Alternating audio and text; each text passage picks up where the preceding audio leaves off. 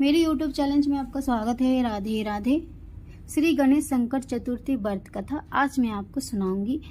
तिलकुट्टा चतुर्थी भी कहते हैं। माघ मास की कृष्ण पक्ष की चतुर्थी को संकटी गणेश चतुर्थी भी कहते हैं। इस दिन तिल चतुर्थी का व्रत किया जाता है। ये व्रत करने वाले से सभी घर में विपदा टल जाती है, घर परिवार सुख शांति बनी रहती है, सारे मंगल कार्य पूरे होते हैं तथा भगवान श्री गणेश हमेशा उन पर अपनी दृष्टि बनाए रखते हैं। इस दिन गणेश कथा सुनने से सभी मनोकामनाएं पूरी होती है और जो भी मनुष्य इनका व्रत रखता है उनको ये इनकी कथा अवश्य सुननी चाहिए और लोगों तक सुनानी भी चाहिए। गणेश कथाओं के अनुसार एक बार देवता कई विपद में घिर गए थे, तभी मदद मांगने भगवान शिव जी के पास आए थे। उसी समय शिव जी के पास कार्तिकेय तथा गणेश जी बैठे हुए थे।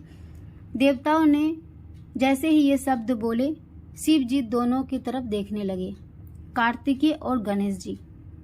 कार्तिकेय और गणेश जी ने कहा, पिताश्री मैं इनकी मदद करूंगा।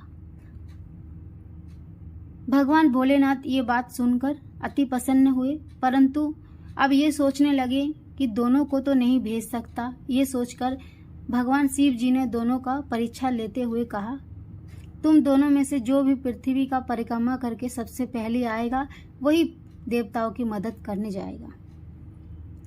भगवान शिव के मुख से इस तरह के वचन सुनते ही कार्तिकेय अपनी वाहन मोर पर बैठकर पृथ्वी की परिक्रमा के लिए निकल गए, परंतु गणेश जी सोच में पड़ गए क्योंकि उसके पास तो चूहा था और वो चूहे पर बैठकर पूरी पृथ्वी का परिक्रमा नहीं कर सकते थे क्योंकि कार्य बहुत ही बड़ा था। तभी उन्होंने एक उपाय सूझा।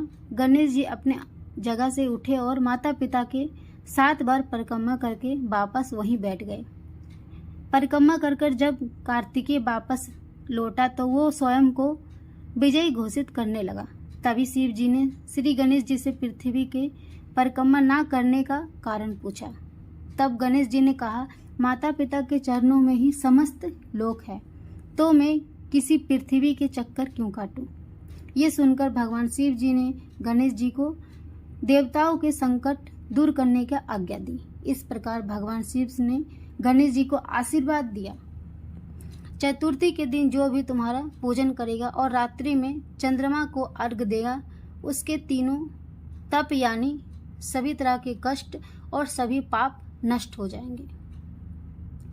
इस व्रत को करने से जो भी इच्छा है वो पूरी होगी, सभी तरह के दुख हर लेंगे और जीवन में शौर्य सुख शांति की प्राप्ति होगी, पुत्र की प्राप्ति होगी, धन की प्राप्ति होगी और उस मनुष्य के जीवन में कभी भी कोई संकट नहीं आएगा।